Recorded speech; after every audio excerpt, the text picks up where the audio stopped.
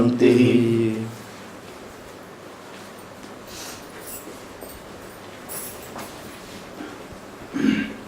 నిన్నటి వరకు స్వప్నస్థానం కోసం అయింది, అంటే స్వప్నావస్థ కోసం అయింది.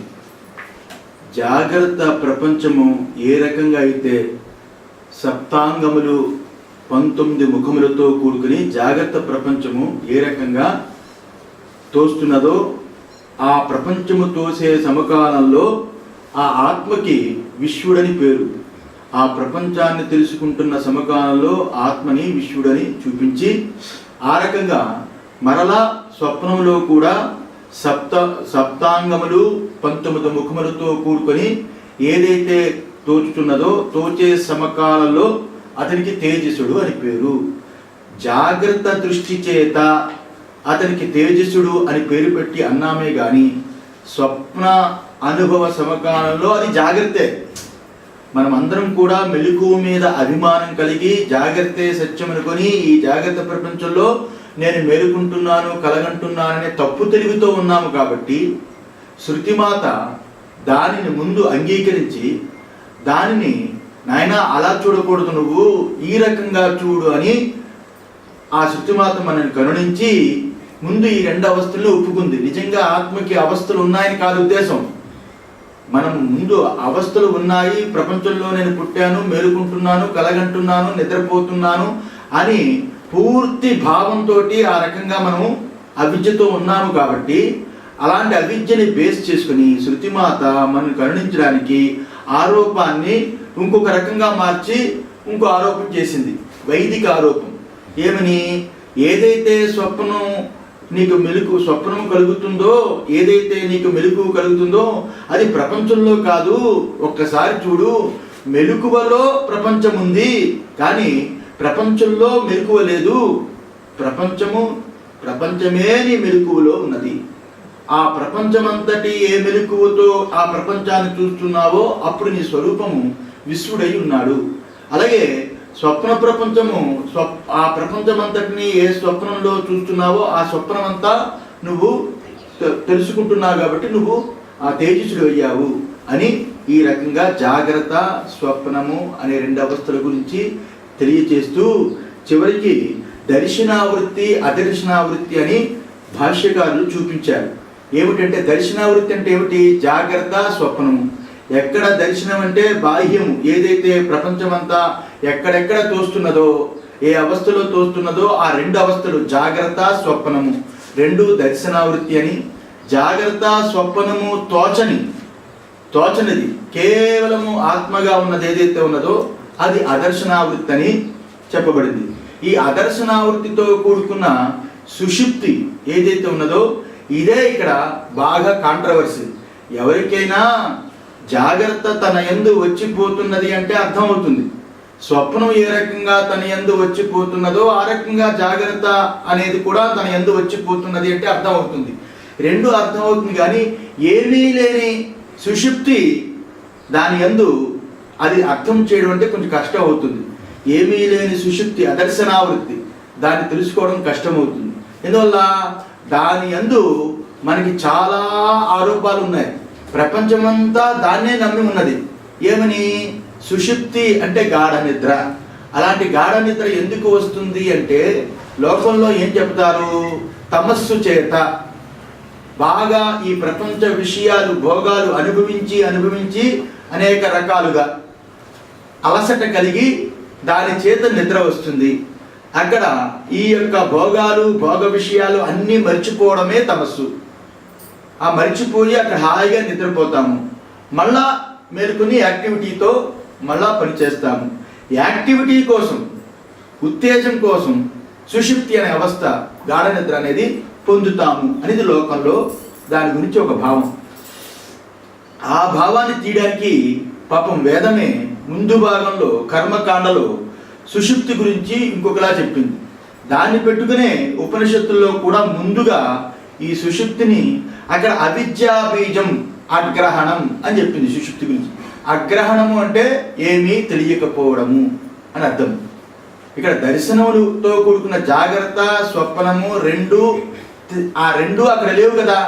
అక్కడ ఏమీ తెలియకపోవడం అనే అగ్రహణం ఏదే ఉందో ఆ అగ్రహణం అనే అవిద్యా బీజం, అగ్రహణ రూపమైన అవిద్యా బీజము సుషుప్తిలో ఉంది అని వైదిక దృష్టితో చూపించింది ముందు.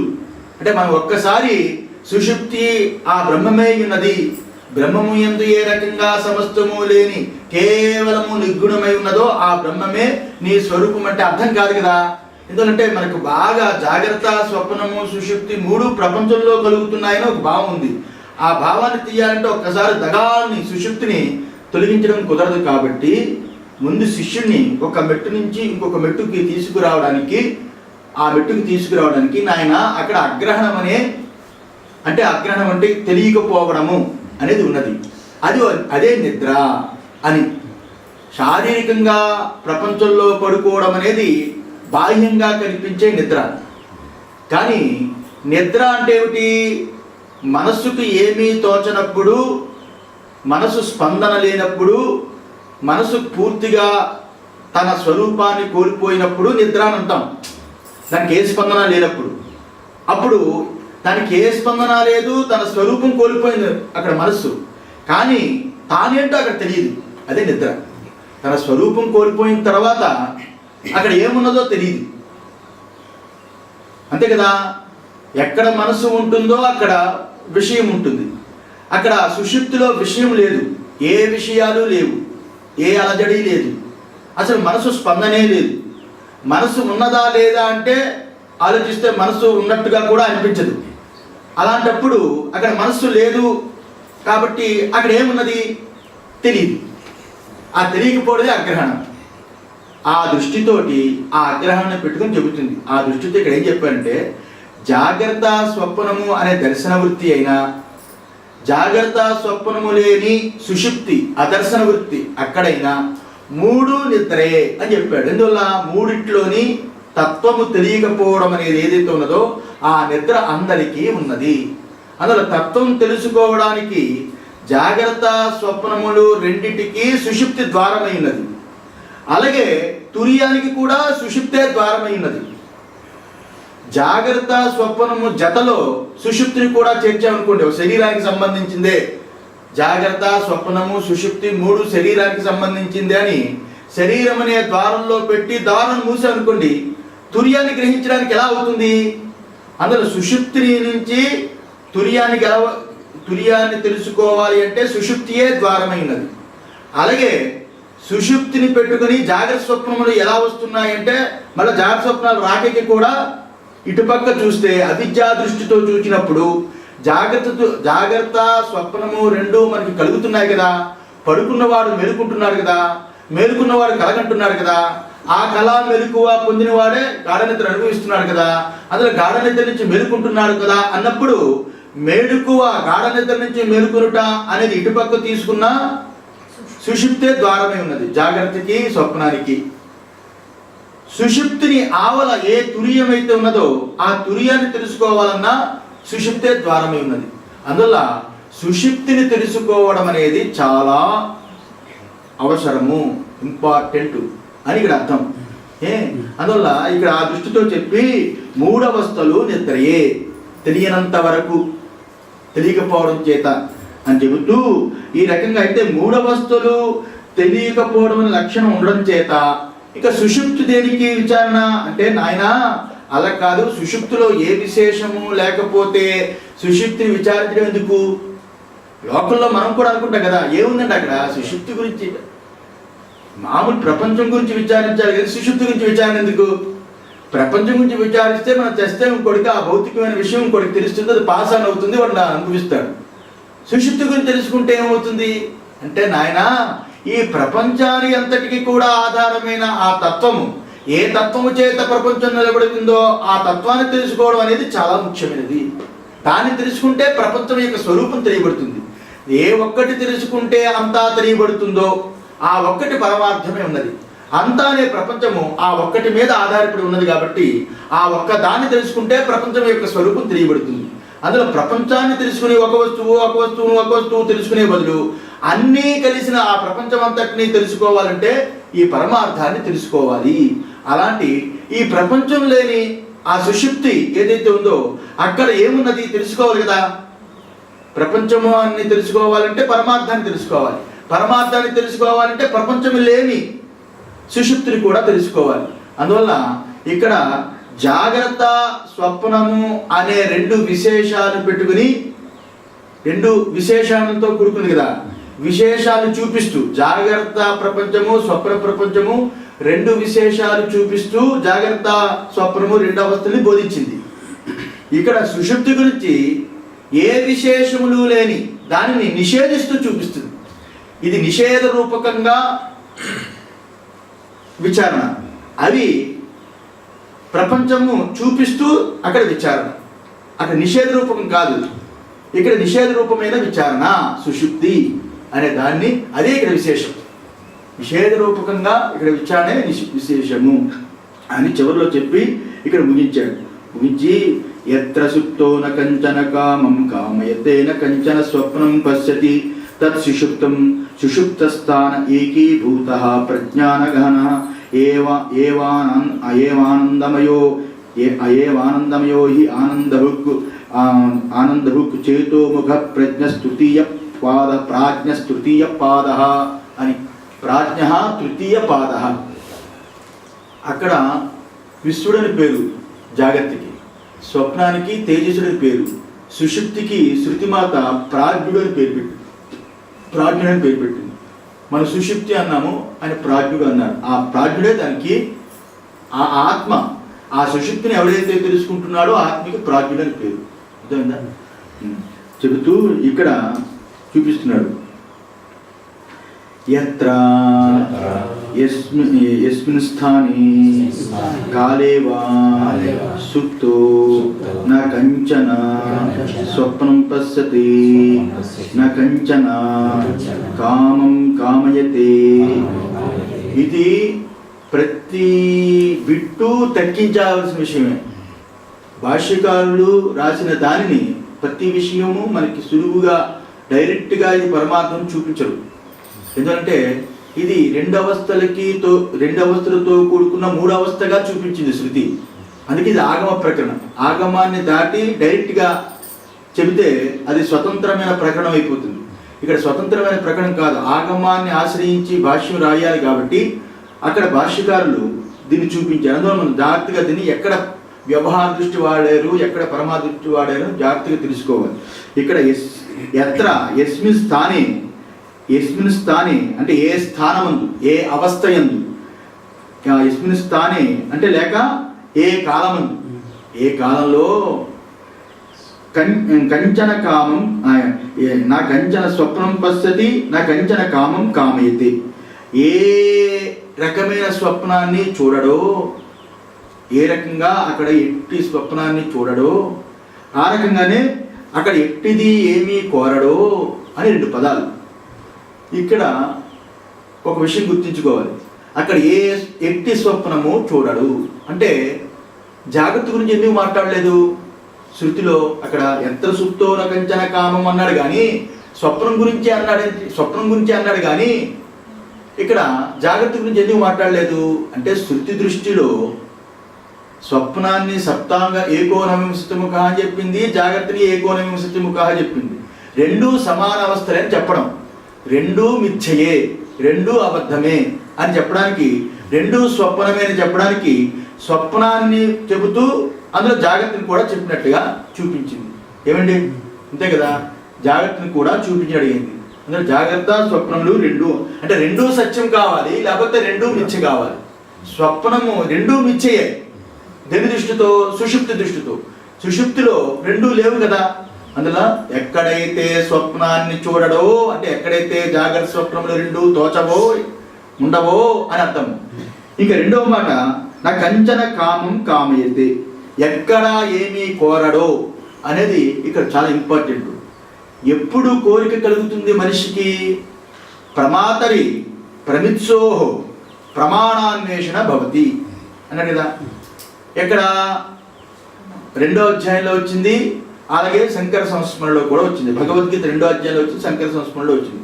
ప్రమాతరి ప్రమిత్సోహో, ప్రమాత అంటే ఈ యొక్క జీవుడు అనే ప్రమాత ఎవడైతే అనుకుంటున్నామో అలాంటి ప్రమాత అనే వారికి ప్రమిత్సో తెలుసుకోవాలని కోరిక కలిగినప్పుడు ప్రమాణాన్వేషణ భవతి. ప్రమాణాలతో విషయాన్ని అన్వేషిస్తూ ఉంటాడు. విషయం ఉండాలంటే ప్రమాణాలు ఉండాలి, ప్రమాణం ఉండాలి అంటే ప్రమాత ఉండాలి. ప్రమాత ఉండి ప్రమాణాన్ని వాడుకున్నప్పుడు ప్రమేయం తెలియబడుతుంది. ప్రమాణాలను వాడుకోవాలంటే వారికి కోరిక కలగాలి, ప్రమిత్సో కోరిక కలగాలి. ఇక్కడ ఏమున్నదని ఇక్కడే తీశాడు. ఇక్కడ ప్రమేయము లేదు, ప్రమాణములు లేవు. ప్రమాణములు ప్రమేయములే కాదు, ఆ రెండిటి యందు ఇచ్చ కలగడానికి ప్రమాతయే లేడు. అక్కడ ఏమీ కోరడు అంటే ప్రమాతే లేడు. అక్కడ నా ప్రమిత్సోహు ఇచ్చ కలగాలంటే ప్రమాత ఉండాలి, ప్రమాత ఉంటే ఇచ్చ కలుగుతుంది. ప్రమాణాలు ఉన్నప్పుడు వాడుకుంటాడు కదా అని ఏమీ కోరడో అని. కామ్యతే నహి సుషుప్తే పూర్వయోః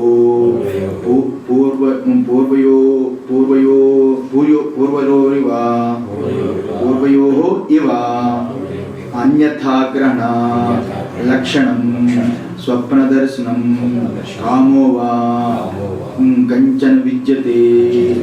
సుషుప్తి యందు ఈ గాఢ నిద్ర యందు, సుషుప్తే ఈ గాఢ నిద్ర యందు పూర్వే ఇవ పూర్వమందు ఉన్న, అంటే సుషుప్తికి పూర్వం ఏమిటి? స్వప్నము జాగ్రత్త. అలాంటి పూర్వముందు ఉన్న అన్యథాగ్రహణ లక్షణం స్వప్న దర్శనం కామం వా కంచన విద్యతే. అక్కడ అన్యథాగ్రహణం, అన్యథాగ్రహణం అంటే వేరుగా తెలియడం. అగ్రహణం అంటే తెలియకపోవడం, అదొక తప్పు. నాకేమీ తెలియదు అనేది తప్పు. తెలియకపోతే పర్వాలేదు, కానీ అన్యథాగ్రహణం వేరుగా తెలుసుకోవడం అది మరీ తప్పు. తెలియకపోతే చెప్పాను, వేరుగా తెలుసుకుంటే వాడిని మళ్ళీ తీసుకురావడం కష్టం. అన్యథాగ్రహణం ఏదైతే ఉన్నదో పూర్వమందు ఉన్న జాగ్రత్త స్వప్నం అనే అన్యథాగ్రహణమైనది ఏదైతే ఉందో అది కానీ అక్కడ కోరిక కానీ ఎటువంటిది ఉండదో అది తదేతత్ సుషుప్తం స్థానం అస్య ఇతి సుషుప్త స్థానః. అటువంటి స్థానము ఏదైతే ఉన్నదో ఆ స్థానాన్ని సుషుప్తి స్థాన, సుషుప్త అవస్థ అంటాము అని. సుషుప్త అవస్థ అంటాము. అక్కడ కోరడానికి ప్రమాత ప్రమాణము ప్రమేయం అనేది లేదు. కోరిక కలగాలి అంటే ప్రమాతృత్వాన్ని వహించాలి. కోరిక కలగాలంటే ప్రమాతృత్వాన్ని వహించాలి. ప్రమాతృత్వాన్ని వహించాము అంటే ప్రమాణములు ఉన్నప్పుడే ప్రమాతృత్వం కుదురుతుంది. ప్రమాణములు ఉన్నాయి అంటే ప్రమేయం ఉన్నప్పుడే ప్రమాణములు కుదురుతాయి. ప్రమేయం ఉన్నప్పుడే ప్రమాణములు వాటి ఉపయోగం. ప్రమాణములు ఉన్నప్పుడే ప్రమాతృత్వం కుదురుతుంది. ఒకదానికి ఒకటి లింకు. అంటే ప్రమాతృత్వము ప్రమాణము ప్రమేయము ఈ మూడు ఉన్నప్పుడే కోరిక కలుగుతుంది. అందులో ఏ కోరిక కోరడం అంటే అక్కడ ప్రమాతృత్వమే లేనిది, జాగ్రత్త స్వప్నములు లేనిది అని నిషేధ రూపకంగా సుషుప్తిని చూపిస్తున్నాడు. స్థానద్వయ ప్రవిభక్తం మనస్పందితం ద్వైతజాతం తథా రూప అపరిత్యాగేన అవివేకాపన్నం నైసతమోగ్రస్తమివ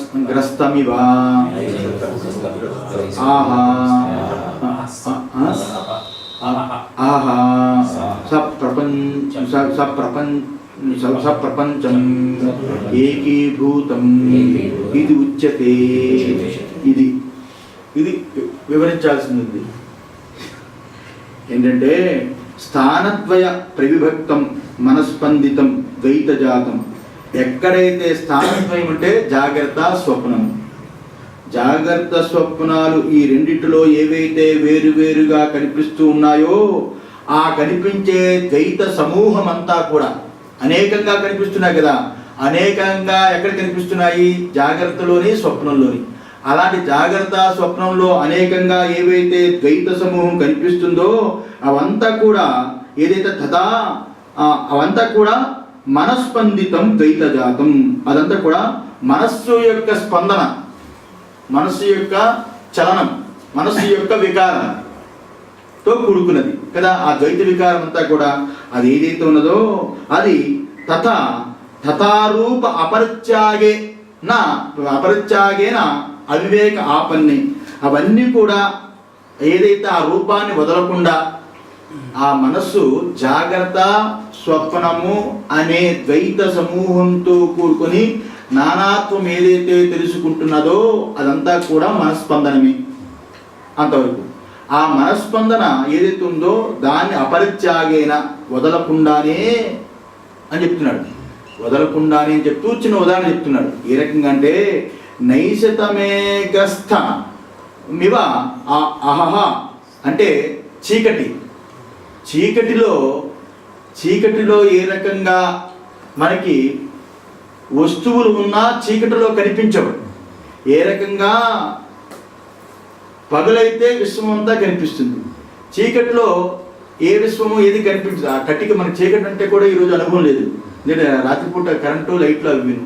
పూర్వకాలం ఏమిటి, అమావాస్య వచ్చేసింది అనుకోండి, ఇంక కట్టిక చీకటి ఏమీ కనిపించదు. అలాంటి చీకటిలో ఊరంతా ఉన్నా ఆ చీకటిలో ఏ రకంగా కనిపించదో, అంతే కదా, ఊరంతా ఉన్న ఆ చీకటిలో ఏ రకంగా కనిపించదో ఆ రకంగానే అక్కడ సుషుప్తిలో ఏమీ తెలియటము లేదు అని చెప్పాడు. అక్కడ సుషుప్తిలో అక్కడ ఏమీ తెలియటం లేదు అంటే అక్కడ ఏమిటి, ఆ చీకటిలో ఏ రకంగా అంతా సమస్తము ఆ కనిపించే గ్రామము ఏదైతే ఆ చీకట్లో ఏదో అదంతా కూడా అందులో ఏకీభూతమైనట్లుగా ఉంటుందో ఆ రకంగానే జాగ్రత్త స్వప్నము రెండు ఏకీభూతమైనట్లుగా ఉన్నది అని చెప్పాడు.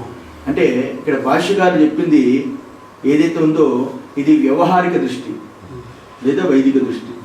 ఇక్కడ భాష్యకారు చెప్పిందంతా కూడా వ్యవహారిక దృష్టి, వైదిక దృష్టి. ఎందువల్లంటే ఇప్పుడు పగటిపూట కనిపిస్తున్నది అంటే సూర్యుడు ఉండాలి, రాత్రి కనిపించలేదు అంటే సూర్యుడు లేడు కాబట్టి అమావాస్య చీకటి కాబట్టి కనిపించదు. కానీ దీపం అనే వెలుగు చేత అక్కడ వస్తువును చూడొచ్చు కదా, వస్తువును చూడొచ్చు. ఈ ఉపమానము సుషుప్తి యందు కుదరదు. ఇది భాష్యకారులు చెప్పినప్పటికీ ఇది వ్యవహార దృష్టితో చెప్పారు. కానీ ఇక్కడ జాగ్రత్తగా పరమార్థ దృష్టితో సుషుప్తి అనుభవాన్ని పెట్టుకుని విచారించినప్పుడు ఇక్కడ ప్రపంచం సూర్యుడు లేకపోతే దీపాన్ని పెట్టుకుని చూస్తాం కదా ఇక్కడ వస్తువుని. కానీ సుషుప్తిలో అక్కడ దేన్ని పెట్టుకుని, ఏ దీపం లాంటి ఏ జ్ఞానాన్ని పెట్టుకుని చూస్తాము, చూడడానికి అక్కడ ఏమున్నది కదా. అక్కడ ఈ ఉపమానము సుషుప్తి ఎందుకు కుదరదు. సుషుప్తి అనుభవాన్ని పెట్టుకుని చూచినప్పుడు అక్కడ ఏమీ రెండవది లేనిది అని స్పష్టంగా సుషుప్తి అనుభవంలో తెలుస్తుంది. ఎవడైతే మెలకువని తెలుసుకుంటున్నాడో, ఎవడైతే స్వప్నాన్ని తెలుసుకుంటున్నాడో వాడే మెలకువ స్వప్నము రెండవది లేనిది అని చెబుతున్నాడు. ఆ చెప్పేటప్పుడు అక్కడ రెండవ వస్తువు లేదని స్పష్టంగా చెబుతున్నాడు.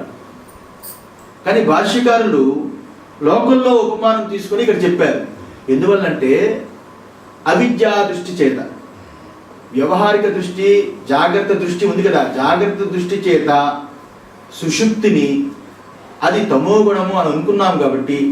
ఎందుకంటే మనం ఏమనుకుంటాము, మనం రాత్రంతా నిద్రపోయినా నా కొడుకు ఎవడైతే ఉన్నాడో వాడు నైట్ డ్యూటీ చేశాడు, పొద్దున్నే వచ్చాడు, రాత్రంతా వాడు మేలుకున్నాడు, అంతా ప్రపంచం అంతా మేలుకునే ఉంది, నేను నిద్రపోతున్నాను అని కదా మనకి భావం. అంటే ప్రపంచం అంతా రాత్రి ఉంది, ఆ రాత్రి నేను ఒక్కడనే నిద్రపోయాను అనుకుంటున్నాం. ప్రపంచంలో నేను నిద్రపోయాను కదా భావం. నేను నిద్రపోతున్నాను కానీ ప్రపంచం నిద్రపోలేదు. ఎందుకంటే నా కొడుకే కారణం, రాత్రంతా మెలుగురు ఉద్యోగం చేశాడు, ఫ్యాక్టరీలు ఉన్నాయి, కరెంట్ ఉంది, రోడ్లు, ప్రయాణాలు అన్నీ ఉన్నాయి కదా. అది ప్రపంచంలో నేను నిద్రపోతున్నాననే భావన ఏదైతే ఉందో ఆ భావనని పెట్టుకొని ఇక్కడ ప్రపంచమంతా ఉన్నప్పటికీ ఆ సమకాలంలో నిద్రపోయేవాడికి అక్కడ తోచదు అని భావంతో చెప్పారు. కానీ నిజానికి పరమార్థ దృష్టితో చూసినప్పుడు ప్రపంచంలో మనం నిద్రపోలేదు, ప్రపంచంలో నేను నిద్రపోలేదు. నిద్రయందు సుషుప్తి యందు ప్రపంచమే లేకుండా పోతున్నది. ఎవడైతే నిద్రపోతున్నాడో, ఎవడైతే సుషుప్తి అనుభవిస్తున్నాడో, సుషుప్తి అనుభవ సమకాలంలో నా కొడుకు డ్యూటీకి వెళ్ళాడు, ప్రపంచం అలా ఉండనే ఉంది అనుకుంటామా? సుషుప్తి అనుభవ సమకాలంలో అక్కడ ప్రపంచం ఉన్నది అనే భావము కూడా కలగదు. అనుభవాన్ని పెట్టుకుని విచారించినప్పుడు పరమాత్మ ఒకలా తెలియబడుతుందండి. అనుభవాన్ని వదిలిపెట్టి వ్యవహారిక దృష్టితో చూచినప్పుడు ప్రపంచం ఇంకొకలాగా తోస్తుంది. సుషుప్తి అనుభవాన్ని పెట్టుకుని విచారించినప్పుడు అక్కడ ప్రపంచం లేదు. జాగ్రత్త దృష్టిని పెట్టుకున్నప్పుడు సుషుప్తి అనుభవిస్తున్నా ప్రపంచం ఉందనిపిస్తుంది. సుషుప్తి అనుభవాన్ని పెట్టుకున్నప్పుడు ప్రపంచమే లేనిది. అందుకని ఎత్ర సుప్తోన కంచన కామం కామేతేన కంచన స్వప్నం పశ్యతని మొదట్లో చూపించింది. అక్కడ ఏ కోరిక కోరడో, అక్కడ ఏ జాగ్రత్త స్వప్నము లేదో అని చూపించింది అని. ఒకవేళ ఇంకొక మాట, జాగ్రత్త ప్రపంచము సుషుప్తిలో కూడా ఉంది అంటే అప్పుడు పొరపాటు వస్తుంది శృతికి కూడా. జాగ్రత్త ప్రపంచము సుషుప్తిలో కూడా ఉంది అంటే ముందు శృతి ఏం చెప్పింది? జాగ్రత్త ప్రపంచము ఆ జాగ్రత్తకి కట్టుబడి ఉన్నది అని కదా చెప్తుంది. జాగ్రత్త ప్రపంచం ఏదైతే ఉందో ఆ జాగ్రత్తనే దానికి కట్టుబడి ఆ ప్రపంచం తోస్తుంది. స్వప్న ప్రపంచము ఆ స్వప్నం అనే దానికి కట్టుబడి ఆ ప్రపంచం ఆ స్వప్నంలో తోస్తుంది. రెండు బ్యాగులు. ఆ మాటకి విఘాతం వస్తుంది. ఆ ప్రపంచము సుషుప్తిలో కూడా కంటిన్యూ అవుతుంది అంటే అప్పుడు కట్టుబడి ఉన్నది అనే మాటకి విఘాతం అవుతుంది. ఏ అవస్థకి ఆ అవస్థే కట్టుబడి ఉన్నది ఆ ప్రపంచము. ఆ ప్రపంచం ఎక్కడ కూడా ఉన్నది అంటే అప్పుడు అర్థం లేదు దానికి. ఏమన్నా అంతే కదా, అర్థం లేదు కదా. ఇంకోటి ఇక్కడ ఏమన్నారండి శంకరాచార్యులు వారు, స ప్రపంచం ఏకీభూతం ఇది ఉచ్యతే. ఏకీభూత, ఇక్కడ ఏకీభూత అనేది ఏదైతే ఉన్నదో ప్రపంచం ఏకీభూతం అవుతుందని చెప్పలేదు. సుషుప్తి స్థానంలో ఏకీభూతం అవుతుంది అంటే ఏం చెప్పింది అక్కడ? అతను ఏకీభూతుడై ఉంటాడని. ఎవరు? ఈ తాను ఏదైతే మెలకువను చూచేవాడో, ఏదైతే స్వప్నాన్ని చూస్తున్నాడో ఆ స్వప్నము మెలకువ రెండు ఇందులో ఏకీభూతం అవుతుందని కాదు ఇక్కడ చెప్పేది. తాను ఏకీభూతుడని చెప్పింది కదా. ప్రపంచం అందులో విలీనం అవుతుంది కాదు ఇక్కడ చెప్పేది. ఎవడైతే ఇంతవరకు మెలకువని స్వప్నాన్ని ప్రపంచాన్ని చూశాడో అక్కడ మెలకువ లేని స్వప్నము లేని కేవలము తానే ఉంటాడు, ఏకీభూతుడై ఉంటాడని చెప్పడం. ప్రపంచం ఏకీభూతం అవుతుందని కాదు. సుషుప్తులు అన్ని ఇప్పుడు ఇది ప్రతిదీ మన అనుభవాన్ని పెట్టుకునే విచారించాలి. ప్రపంచం ఒక్కొక్క వస్తువు, ప్రపంచం పృథ్వీ, ఆపహ, తేజస్సు, వాయువు, ఆకాశం అన్ని అలా సుషుప్తితో దూరుతూ ఉంటాయా? సుషుప్తి పొందాలి అంటే పాము కోసం, తాడు కోసం తెలిసిన సమకాలంలో పాము అనే భ్రాంతి ఆ సమకాలంలో తొలగిపోతుంది. సుషుప్తి సమకాలంలో ప్రపంచం పూర్తిగా తొలగిపోతుంది. అక్కడ ప్రపంచం యొక్క స్పందన ఉండదు, ప్రపంచమే ఉండదు. అంతేగాని ప్రపంచము ఏకీభూత అంటే ప్రపంచం అలా లోపల దూరుతుందా? అంటే ప్రపంచం ఏకీభూత. ఇక్కడ శంకరాచార్యులు వారు ప్రపంచం ఏకీభూతం ఇచ్చుచ్చతే, అది తప్పు. ఏ దృష్టితో అన్నారు? ఇది జాగ్రత్త దృష్టితో అన్నారు. శంకరాచార్యులు తప్పని కాదు, జాగ్రత్త దృష్టితో చెప్పారు ఇది. కానీ అనుభవ దృష్టితో చూసినప్పుడు ఇక్కడ ఏకీభూత అంటే తానే అని. ఏకీభూత అనేది సింగిల్ వర్డ్ అంతే కదండి. ఏకీభూతుడు అయి ఉన్నాడు అని. అతయేవ స్వప్న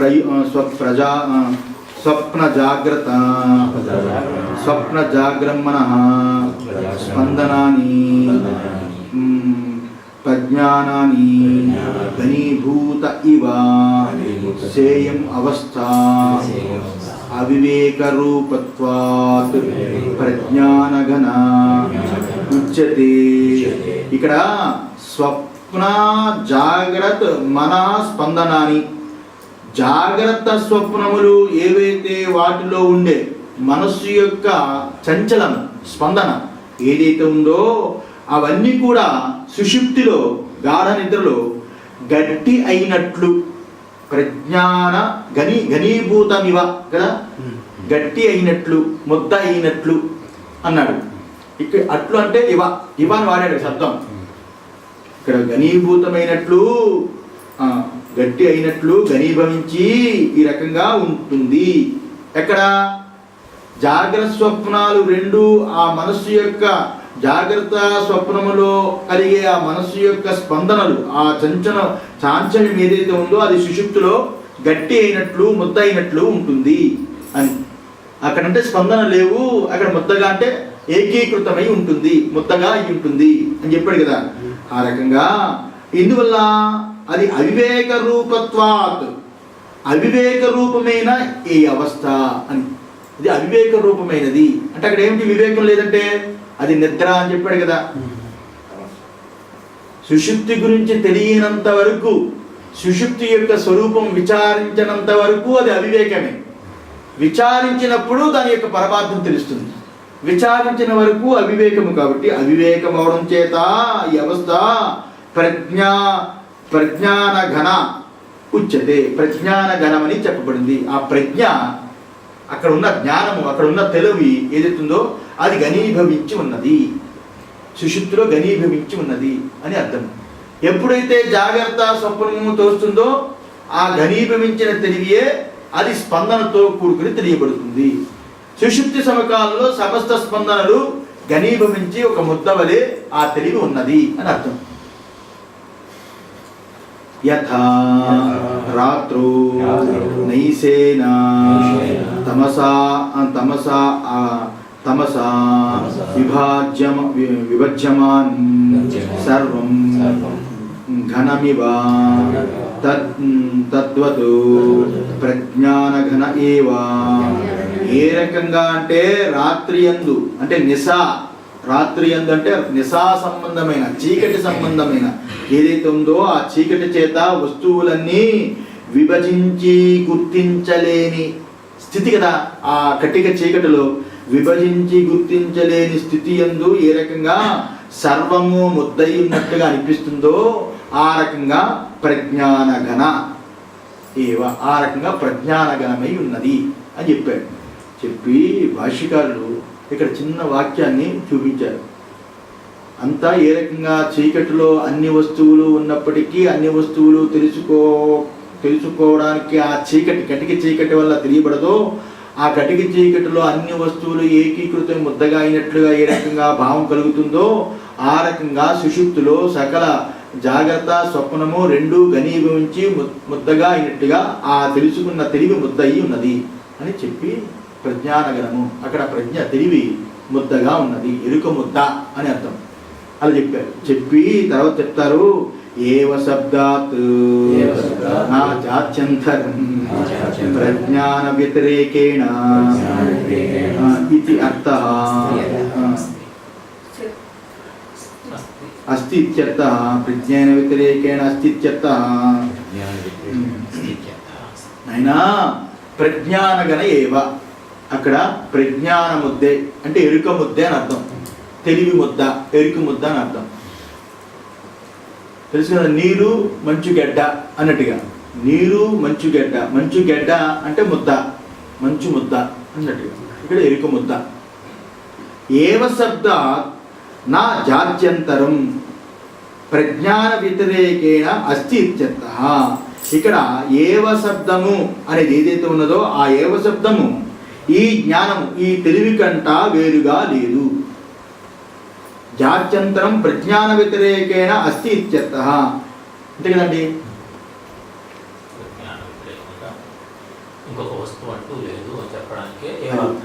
ఇక్కడ ప్రజ్ఞ అంటే జ్ఞానం కదా, తెలివి. ఇక్కడ ఈ ఏవ శబ్దం అని చెప్పడం చేత ప్రజ్ఞానము తప్ప వేరే ఇంకొకటి లేదు. ప్రజ్ఞ అంటే ఏంటి? కేవలము జ్ఞానం. ప్రకర్షేణ జ్ఞా, పూర్తి జ్ఞానం అని ప్రజ్ఞ అంటే.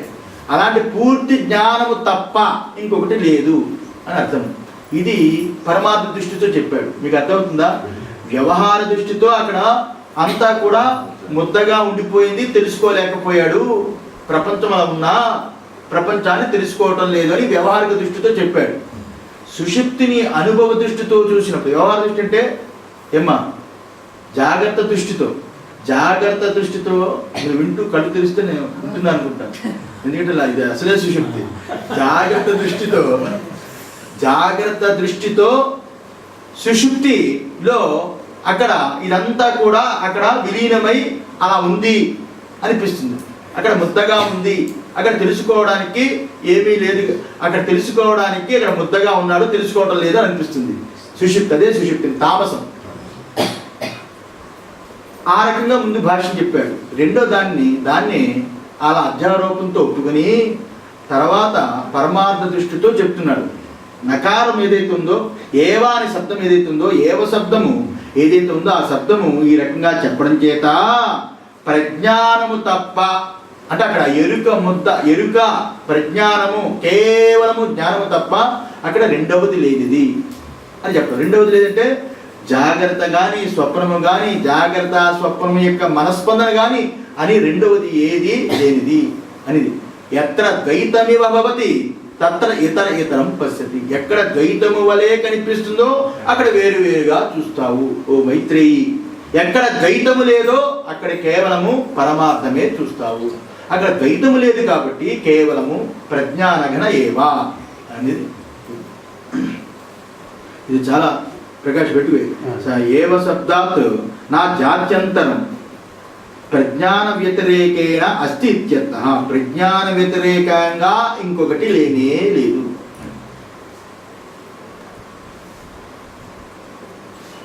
అందులో ప్రపంచం సుషుప్తిలో అలాగే ఉంది అని ఈ వ్యాఖ్యానకారులు చెప్తారు కదా.